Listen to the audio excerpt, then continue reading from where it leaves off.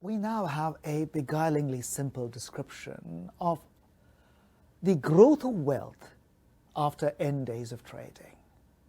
The description is in terms of an exponent, delta n, which looks complex, but is an arithmetic average. It looks like a sample mean.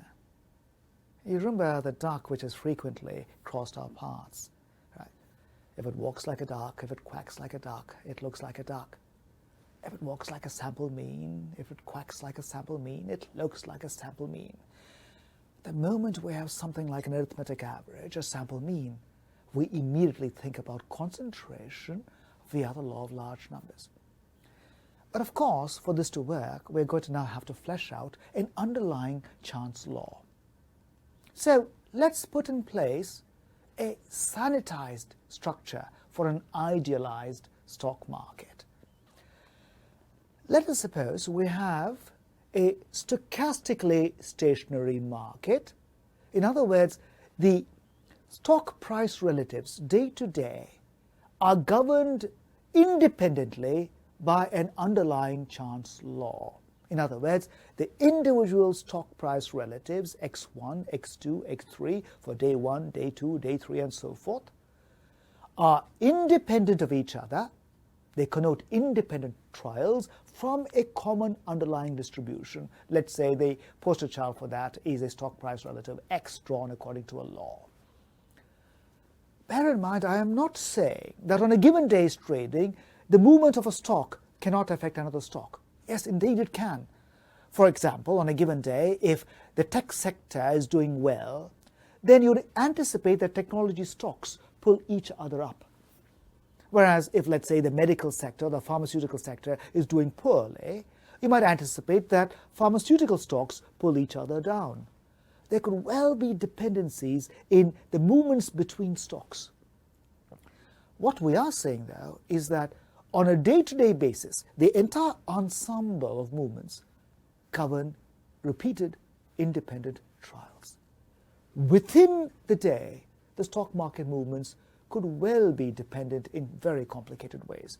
Of course, that'll have to be captured by an underlying probability law or a distribution which now really is a distribution in an m-dimensional space, so potentially very complex. This is a highly sanitized view of the stock market because, of course, to say that the distribution or the chance law governing the stock price relatives is independent from day to day seems to be overtly simplistic. So, but bear with me, we have to start somewhere after all. And this is the simplest setting we could look at. So this is what we call a stochastically stationary market. In other words, the stock price relatives day to day are independent trials. Now, the moment you have independent trials, the wealth relatives for the given choice of portfolio A are now prescribed the moment you tell me what the stock relatives X's are. Right. So the wealth relative for after day 1 is S of x1, what we call S1. The wealth relative after day 2 is S of x2, what we call S2, and so on. But x1, x2, x3, and so forth are independent trials, and therefore the wealth relatives that are engendered by these trials, S1, S2, S3 through Sn, are also independent trials with some complex underlying distribution. But if the wealth relatives S1, S2, S3 from day to day are constituting independent trials, then the logarithms of them are also independent trials. And therefore, here is a fundamental realization.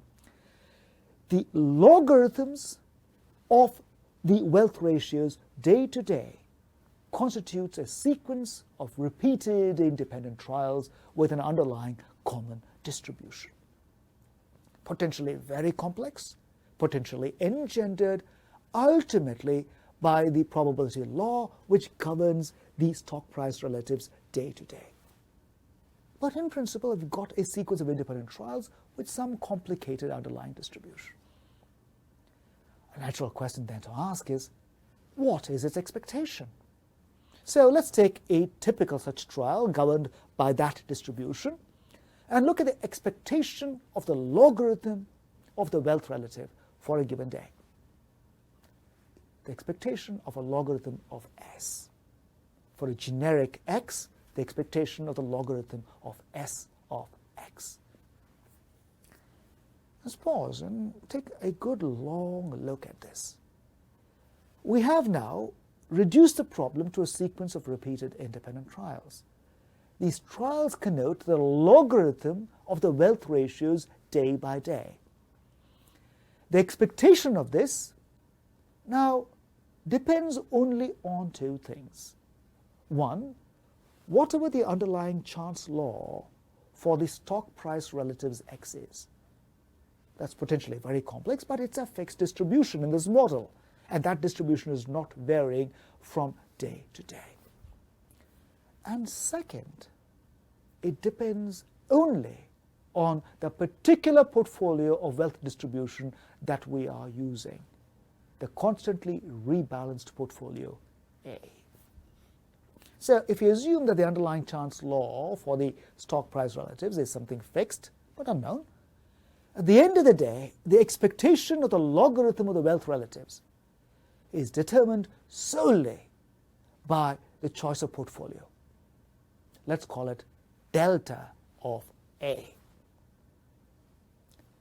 And here's now our realization. We've got a sequence of repeated independent trials with expectation delta depending only on the choice of A. What is delta sub n? It is the sample mean of these trials. It is the arithmetic average of the logarithm of the wealth ratios. And in one fell swoop, the law of large numbers tells us that delta of n is concentrated asymptotically for large enough values of n at its expected value, delta determined solely by the fixed choice of portfolio A. In other words, delta sub n behaves for all intents and purposes as if it were a constant. This is the magic of the law of large numbers.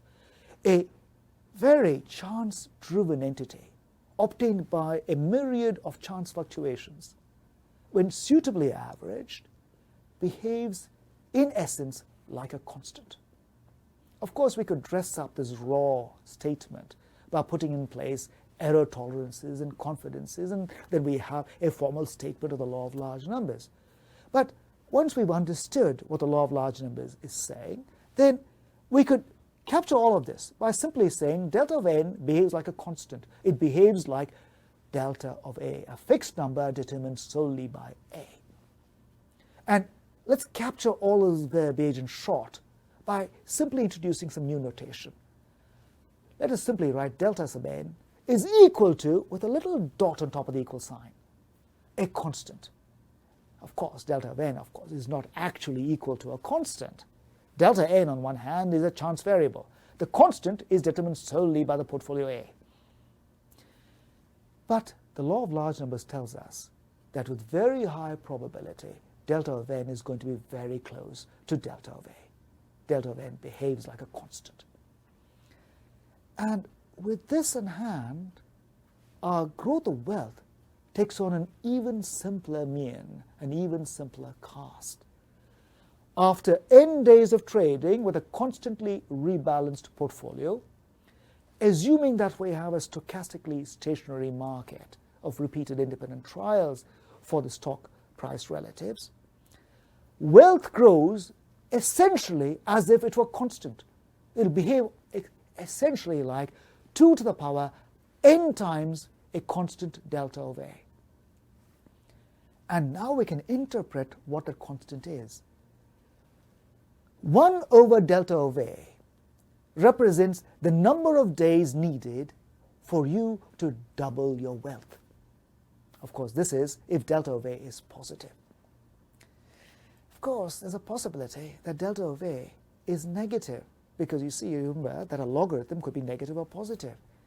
So an expected value could give rise to a negative number. What does a negative value for delta of A portend? It means that wealth is decreasing exponentially. And then delta of A is then represents the halving ratio. We'll simply give it all one name. We'll say that delta of A is the doubling rate for portfolio A. Bear in mind, if delta of A is positive, this tells you the rate at which wealth doubles. If delta of A is negative, it tells you the rate at which wealth halves. Of course, we're hoping that we're dealing with a market which is a bull market. The delta of A is positive, even by a slight amount. What this tells us is this. If the doubling rate for portfolio A, delta of A, is positive, even by a smidgen, then wealth will grow exponentially at that rate. But if it is sadly negative, even by a small amount, then wealth will decrease exponentially at that rate. Naturally enough, we're in this business to try to make money, not lose it. And so we would like to ensure that the doubling rate is positive. How do we do that? Well, we have room to play. We can fiddle with the portfolio. And so we want to consider the class of portfolios for which the doubling rate is positive. And if we can find any such portfolio, then we will very rapidly accumulate wealth at an exponential rate in this highly sanitized model. But of course, we are greedy.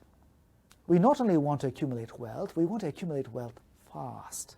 So this leads to a question of how should one select the best portfolio? What is an optimal portfolio? And our interpretation now of delta of n as essentially being given by a constant doubling rate makes clear what we have to do. We have to make the exponent as big as possible. And so, here is a slogan. We should select that portfolio, call it A star, which maximizes the doubling rate delta of A. The moment you choose such a portfolio, then that portfolio will engender a doubling rate, call it delta star. This is delta of the optimal portfolio A star. This is the maximum of the doubling rate over all possible portfolios. This is the optimal doubling rate of wealth. And so delta star tells us for a given underlying chance law governing stock price relatives, what the best allocation of resources is and how fast wealth will grow if one allocates it in accordance with those principles. But of course, you should bear in mind that this is a highly sanitized view of reality. The real stock market, sadly, does not conform to all our simple assumptions. So we should end with a disclaimer.